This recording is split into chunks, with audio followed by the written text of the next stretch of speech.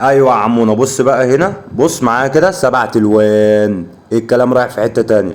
الكلام بقى رايح معايا في 7 الوان تطبيق ابلكيشن اللوتس. تمام، دي رنجات زي ما انتم شايفين كده حضراتكم. تمام، غير بقى الالوان ولعبوا ودلعوا. بص زي ما انت عايز، في ريموت، في ابلكيشن.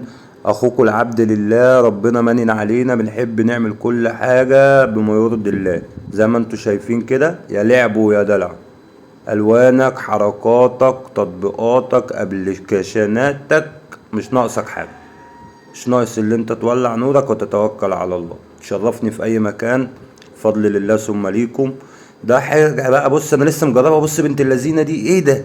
ايه الدلع ده يا عم انت؟ والله يعني الناس دي، بص انا استغربت لها.